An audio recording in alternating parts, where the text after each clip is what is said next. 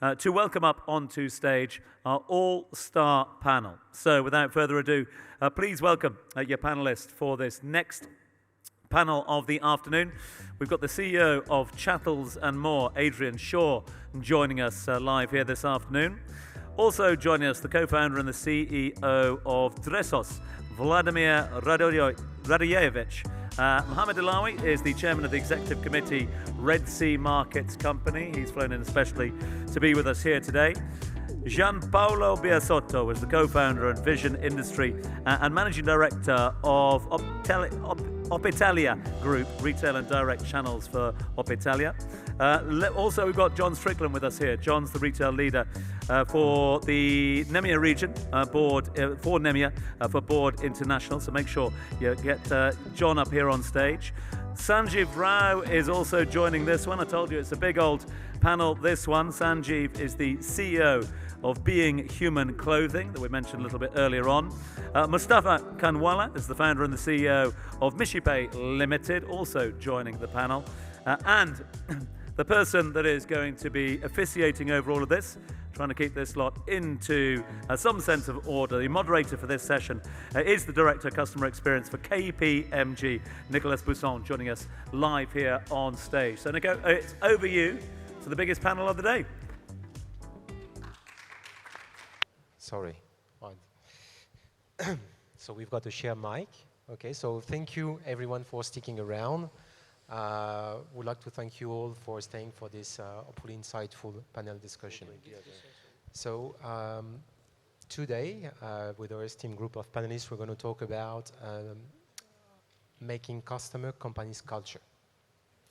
And to illustrate the importance of that point, I just would like, as a way of introduction, quickly reflect on what it means from a retail perspective in the region. So over the past few years, as everyone talked about it, there was like a lot of digital transformation happening due to the pandemic that's accelerated that move and creating long-lasting changes.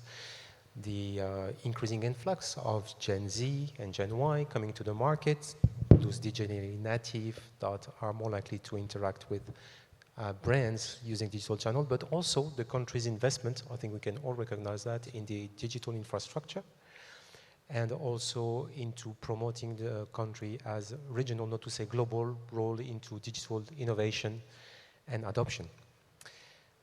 Although there was that big shift on digital, when the restriction eased after the pandemic, a lot of people went back to store.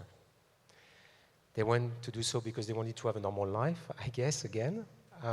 There was also the fact that the mall and retail experience, it's ingrained in the Middle East culture. But it's also because when you are in store, there is a part of the experience that cannot be replaced yet. You can touch the product, you can have it immediately, you can share it with your family and friends. And so now you've got an experience of customers, that are expecting an experience that is seamless, consistent, personalized, and omni-channel. And if you deliver that kind of experience, you almost, as was said in introduction, almost guarantee of being successful. There was a Harvard Business Review study showing that customers with a good experience will spend 140% more than customers without a good past experience, So it's only one part of the equation. The other part of the equation, to be able to deliver on this, is to be customer-centric. Being customer-centric means you truly understand your customers, you try to understand what their needs are, what are their frustrations, what is it they're trying to achieve when they do business with you, and trying to solve for it. And it's only when you do that, that basically you're delivering products that are mostly penetrated, services that are widely adopted, and experience that are memorable, because it feels your customer feel valued and satisfied. And this is what drives your customer to repurchase, you retain them, and they would be your most loyal advocate by recommending you. So today we're going to talk about that customer-centric and what our panelists are doing to basically include that perspective into their organization on a daily basis, and what could be the role of technology to enable that. But I would like to start by asking Sanjeev. So what is the... you have another one. Okay, good. So what do customers, in your perspective, expect today? Well, Nicholas, thank you. Well, we are a fashion brand which caters to the Gen Z and the millennials. We are a fast fashion brand, and what we believe is that as a brand today, specifically to the TG the target group that we cater to, looks forward to a purpose. So we are a brand which has a purpose.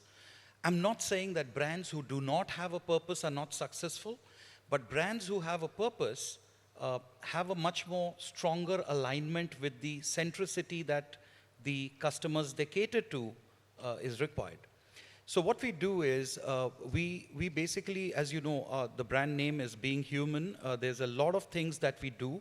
It's right there on your table. Did you know about us? And we do a whole lot of circular ESG. We do upcycle, we do recycle. We do a whole lot of our denim ranges are made through a humongous amount of plastic waste that we generate. Globally, we have seen that, study says that by 2030, roughly about 40% of the world population is going to be between the Gen Z and the millennial. And the Gen Z millennial consumers are very, very focused on what they exactly need, what they exactly want. And keeping that purpose in mind, we as Being Human, although, having fashion, having your store right, having your experience right, all of that is hygiene for us. Whether we do it in Canada, whether we do it in India, whether we do it in Dubai or Singapore, Australia, wherever. But having the purpose-driven centricity is extremely important for us, because that's exactly what we call as guiltless shopping. And that is something which consumers are relating to in today's state. Thank you very much, Sanjeev. And so I'm going to ask more broadly, to Adrian, Vladimir, Mohammed, and Paolo, starting with Adrian, most probably. What do you do on a daily basis to integrate that customer perspective in your business? And if you can share with us some examples of initiatives, and if you've got some of them that are more successful than others, please. Okay, thank you, Nicholas. Hello, everybody. We're running a furniture retail business, which is called Chattels and More. And this year, we sort of started finding out more from our customers and then listening to our customers from focus groups, from workshops, and using the feedback from our customers and from the salespeople in the showrooms to build the strategy about how we sort of develop the business going forward. So it's all about being customer-centric. It's all about listening to your customers and finding out information from your customers. And from sort of that point, we then developed the vision for Chattels and More, which was to become the most loved furniture retail brand in the UAE, and then build the business around how we get to that point. And there's been sort of lots of information, lots of feedback, including customer data, obviously from websites and from the omni-channel that we use throughout the business, and putting all that together and creating a sort of roadmap for the future for the business. And it's been simple things like customers, obviously they're used to luxury now, they're used to shopping in luxury, so when they go into a luxury showroom for fashion, they get offered a cappuccino, or they get offered a latte or a flat white. And customers are sort of asking for that much detail now. They don't just want a coffee in the showroom, they want options on what coffee that they want. So integrating that into your journey for your customer, because the journey has changed. It's not just about a showroom anymore, it's about sort of starting with Instagram, Pinterest, looking at products, understanding what's fashionable at the moment, then moving on to e-commerce, then going into the showroom to test the sofa, to look at the colors, to see the styles. And that's when the integration of the salesperson comes in, which is very, very important, because They need to know how to deal with the customer and sort of advise the customer and sort of talk to them about what else that they need. And then the customer will leave the showroom, go back to e-commerce, then back to the showroom. So it's a whole process that you have to look at all these touch points now for each customer. And it's different in different retail businesses, but I think because furniture is such a considered purchase, you have to have an understanding of all the touch points the customer goes through, learn from the data, and build your sort of plan and your business growth around that data. That's great, thank you. Mohammed, maybe you can tell us a little bit more about how do you integrate that as well? Good evening, everybody. As you are aware, we are in the retail property development, shopping mall, on striptease and lifestyles buildings. And in our business, customer, it have to evolve about two types of customer. Our client, the retailer, they are our main partner in this business. And of course, our shopper, our visitor to the properties, where there will be more important also for the retailer and for us. So customer satisfaction is a part, very important part in our business. Now, when we start with retailing, in our development, we start early stage during the design of our properties, doing a lot of focus group with them to review their growth path and growth standards. Sizes are changing from time to time, and all those items. As you are aware, in F&B now, people, they depend about the delivery also, plus the in-house dining and all the things. So we do a lot of studies, a lot of reviews, data, sales, traffic studies, all those things. Now, we take all this as in the properties, we have to go to our customer. Customer are being changed. Give you an example in Saudi Arabia, from 90% on a local shoppers, now with all the international tourism coming to the country, we need to review our tenant, we need to review our operations, we need to review our standards to match with the tourism and the need of the new customer who's showing up to the countries. Now, many things we do, a lot of surveys, customer profile, customer analysis, spending patterns, and this is time from time we share. The most important things in the relation between us and the retail and the customer, we need to be transparency. Those days, and I think today one of the speakers was discussing that without transparency on sharing the information from the retailer and from the developer side, we cannot succeed. It's win-win case. Otherwise, we will be doing a designing shopping mall, not for our retailer or maybe not for our customers' expectations. More and more during the operations, our retailer also, they need their own marketing because they spend on their marketing budget, so we need to calibrate their marketing strategy with our development marketing strategy, so we could come to win-win case because we are bringing the right, to make sure we are bringing the right visitor and the right shopper to the mall, which catering for our customer things. So it's a journey of building the relations. Now it will become more sophistication with all those technologies, IA, and data-driven data analysis, gathering the information not only from one side, from different side. An example, when you sit with a company like a Shaya or Abirel, they share with you their experience in a country, 1,000 or 2,000 stores. So you could see the change happening in the business, and you need to adopt to do that.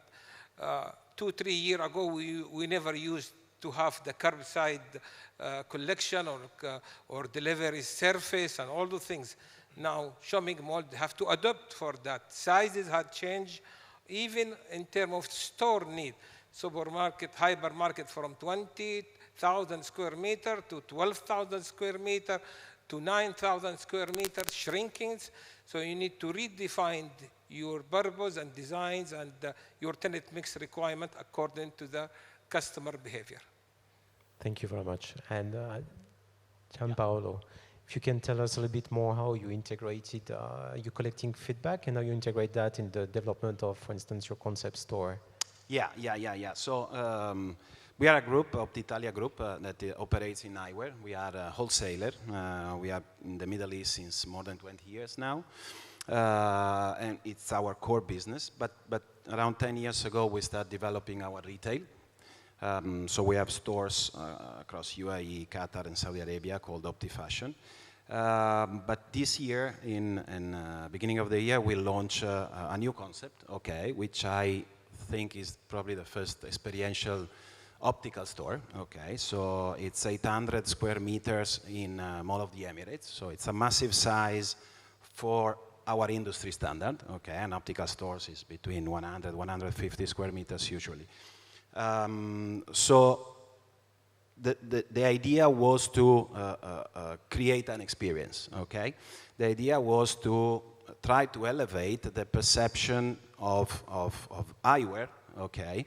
And use the experience in order to do that, okay? So my personal experience, my father had a company, a small company producing eyewear. So I grown up in this, and I wanted the customers to see the beauty that is behind this product. There is design, there is fashion, there is luxury, there is craftsmanship, healthcare, okay? So we have tried to design a store, okay, massive store, I would say, again, that try to bring all this to the forefront, okay? And we reach that point also thanks to the data, okay, that we have collected throughout the years through our other more, I would say, regular stores, okay? Because customers expect us to know what they expect, okay? But it's not easy. Sometimes we assume it, okay, but we made mistake on that, okay? So we think this product will go, they think this service will move, but then that's not the case. And I feel that the reason is probably there is no a two-way communication most of the time. We tell a lot, but we don't probably listen enough, okay? At least this was initially our issue. So what we have done is very simple. We have trained our sales team in the stores to communicate with the customers and being able to grab information that would help us to improve, understand what works, what doesn't work, okay? So we started years ago in an Excel file, and also because of the industry where we operate, which is a type of retail where every customer is served by somebody, okay? So you have time to talk to your customers. So all our team nowadays, every single one, talk to every single customers and direct the conversation through the information that we need. And after that, they write it down. As I said, we started in an Excel sheet, and now we have our software and system that allows us to group this information and retrieve, let's say, the trend or macro trend or what customer actually need. So vision industry has started from that, from our mission, let's say, to try to elevate the eyewear, the perception of eyewear, and through the information that we collected through our stores. So during all these years, and I think we made a great job. I mean, the shop is extremely, the result is extremely positive, okay? Just to give you an example about experience, we had a museum of eyewear. So we had pieces of Madonna, we had pieces of Elton John, we have pieces of the Duchess of Windsor, Elvis Presley, there on display. We had a factory in store where any customer, anyone can go there and our artisans can design an eyewear and produce it on the spot for you, okay? You chose the material, the color, the finishing that you like, and we do it for you. So I really think we brought personalization to the kind of extreme, I would say, okay? And customers love it. Customers really love it, and we are extremely proud of it. We are extremely proud of it, absolutely, yeah. Well, that's a great story how you utilize that. Thank you. And so Vladimir as well, you're using your data to tailor your product and to your customers. How do you do that? Yes, first of all, hi everyone. Dressos is B2C business. We deliver personalized outfits both for men and women in the UAE. So we deliver outfits for any type of occasion. What we believe is the customer-centric approach and personalized approach means for every consumer needs to feel special. So that means that every single retailer actually needs to invest time and money in order to understand customer a lot better. So in our case, we are focused on product recommendation in a form of total outfit, which means we actually really need to understand in a lot of details what every single customer wants. Not only wants, but actually what the customers don't want. So our business is focused on zero-party data, which are the data willingly given by a customer about their preferences when it comes to style and preferences on brands. So on this zero-party data, we collect them through our style quiz, where the customers answers the questions about their preferences when it comes to style, fit, colors they like, colors they don't like, all kinds of patterns, but also the price points they're willing to pay for certain categories of product. Once we collect that data, we actually know exactly what kind of product and what kind of outfit we can deliver to that customer. But what's very important is that customer-centric approach, as we mentioned, is about listening what consumers really want. So through this zero-party data, we actually know exactly what they want. And we've been listening that, obviously, feedback. And what our customers actually want is a real-time outfit. So this is something that we're working on for the future in the next couple of months to deliver a real-time outfit solution, obviously AI-powered retail outfit solution, where the customer, once they finish the quiz, they can get from a data across all our brands and across all their preferences, they can get a real-time outfit solution for any type of occasion. So this is something that we're working for in the future. It is also important to mention that while giving personalization, obviously for what's very important for a customer is saving time. Between tens of thousands of items that one customer can browse around online on their favorite website, they actually need to kind of pin it down to a couple of items. And this is something that we really want to tackle in the future and kind of offer it to the businesses as well, where the customer actually won't have to spend hours on the same website or a different website in order to search for different items, but they can actually find it within a couple of minutes and that get personalized outfit solution. That's great, thank you.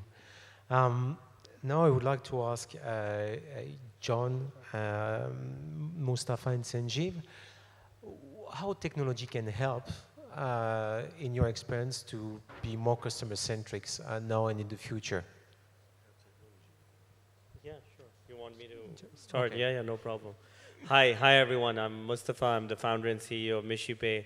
Thanks for having me. Thanks for your time. Thanks for being awake. This is the graveyard shift of a long day, and we're a very long panel. But I hope there's a few things which are interesting that you pick up out of what everyone says and out of what I say. I think in terms of customer centricity, I'll take first what Adrian said, and also what I heard from Sanjeev, about starting with a mission, and we started with a mission which was simple, which is making sure that no one has to wait in a line inside the store in order to check out, right? Because fundamentally, we believe that people like to come to the store and shop there, but the point at which the shop disappoints you is when exactly you've decided what you want to buy. Until then, it's a great experience, right? Browsing, interacting with the items. Then you decide you want to buy, and then you probably wait in a line, get to the till, and then pay.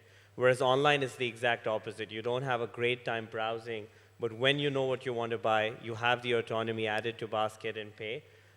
So my original vision 8 years ago when I started was to bring that to the store. But what really evolved through listening to customers, through getting the feedback, was the path of execution, right? The end goal for us has remained the same. But while we initially started with scan, pay, go on the phone, based only on RFID. We evolved that to be agnostic of the infrastructure. Then we made it so that it didn't even need an app. And now we've gone into also self-checkout kiosk, mobile POS, cash register, because we realized we have to be a holistic checkout solution to bring self-checkout eventually, right? That came through listening to both our B2B and our B2C customers. Of course, the end user, right, said that they were not interested in downloading an app. That's what got us to build our web app. The end customer on our side, which is the retailer, similar to what we heard in the case of Red Sea Mall, also the retailer's own needs are evolving. We saw in the early years that they didn't have RFID yet at a point where it was a big enough market, so we made ourselves agnostic to that. We made sure that we can integrate in a new retailer in just 2 weeks, right, so that they don't have to make any infrastructure changes, because that's another big barrier to entry for the retailers. And then finally, we listened to them when it came to the geography as well. We, transitioned ourselves from being Europe first to also adding the US, and now, adding the Middle East. We actually have stores here, and this is the key focus region of our growth.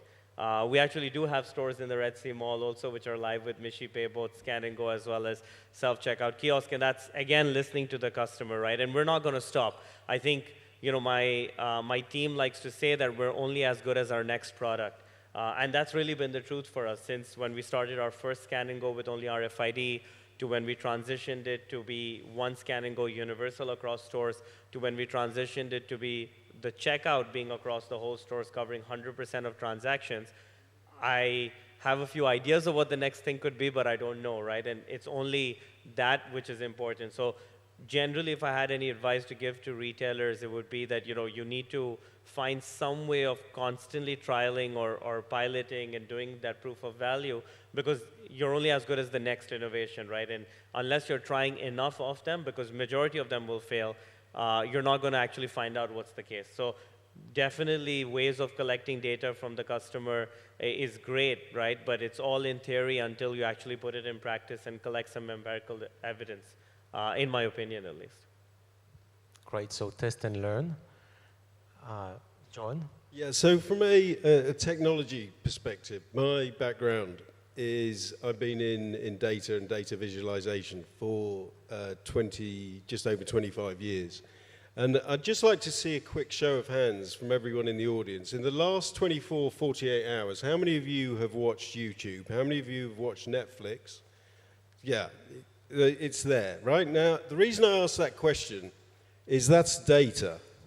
That's data. There's a large volume of data just being compiled in this room. Okay, now the reason I want to say that is that when I got involved 28 years ago in this little venture called the internet, that's happened in our lifetime, that data is constantly evolving. Data doubles every 2 years at the moment. By 2025, it's predicted that data will double every 15 hours. Now, as retailers, putting consumers at the heart of that proposition for analyze, simulating, and plan is exactly what our organization does. It allows you to draw data from any and multiple data sources to then visualize that with interactive dashboards, and then using predictive analytics and machine learning, move into the world of budgeting, planning, and forecasting, all within a single environment. So, like I say, data and the tools that are around it for people, process, technology. Technology is the enabler, but people understand the process by putting the customer at the heart of the proposition. Because if you look at the statistics that Gen Z and millennials by 2030 are forecasted to have over 48% of the global retail market. And they're tech savvy. They've grown up with the internet. So that's the challenge for retailers and technology. Thank you. Tanjeev, how do you leverage technologies to be customer-centric today and tomorrow? Well, I think Nicholas, all of us sitting here, are sitting in a city which has some of the most revered malls, right, in this region. So what does that mean? That means the physical part of retail is not going to go away, right? I would rather say that physical retail would become more phygital retail. So what we do as a brand is we understand that, omni-channel is important. We have seamlessness in the Gen Z and millennial. Honestly, how many Gen Zs and millennials here? Well, quite a few, I see. I think, they are the restless ones, yeah? They are the ones who do not want to waste time if it is not of relevance. So the product has to be relevant, whether it's a luxury product, whether it's just absolutely a value product. So what we do from a technology point of view is, as a company, we always ask this question. Every time we do a single thing in the office, or we take a decision, we say digital first. Can we do this digitally? Physical is always there. We are not taking it away. But can we do this digitally? Can we make it more seamless for the consumers to kind of, the ease of shopping, like how he just mentioned, the checkouts. I think all of this stems from a huge push post-COVID. Because honestly, I come from India. My mom's 80 years old. She never believes, or even if she did, she never wanted to use her phone to order food because she believed in going to the store and picking up the food that she wants to do. But hey, today she is completely ordering and saying, I can watch my TV series while I order food. I didn't know that. I said, Mom, this was like from 10 years, you could do it. But now COVID has pushed it forward. So from a technology point of view, we use every single tool that helps consumers understand the product relevance. But we also believe that we don't take the physicality out of retail. Because the moment, you talk about digitalization completely, not that it's not going that way. It is definitely going that way. But physicality merged with digitality is what is the future as far as our brand is concerned. We're also launching, within malls, I think in a year's time, we'll be launching stores which has no product, no people, nothing. And when you get into, and that store is going to be in a mall, and when you go in there and you browse through our ensembles and you place the order, the product will reach your house before you could reach your house. So that's exactly what's going to happen, and that's how exactly, at least, we as a brand see the next 1 or 2 years moving. Because it's a VUCA world, we can't even predict what's going to happen in the next 3 months. So that's where we are as we speak, as on today. Thank you very much, Sanjeev. Well, I think we've done a great job to staying on time. Thank you very much. So just to conclude, we've heard that basically you need to have a purpose and starting from that vision, but to make sure it's adopted, you need to get your customer data through different feedback to personalize the experience, to explain your product, but also to ease and provide a convenient experience that, as Mustafa said, through a test and learn approach to make sure that you fine-tune your product and make it in line with your customers. Thank you very much for sticking around and have a great rest of the day. Thank you.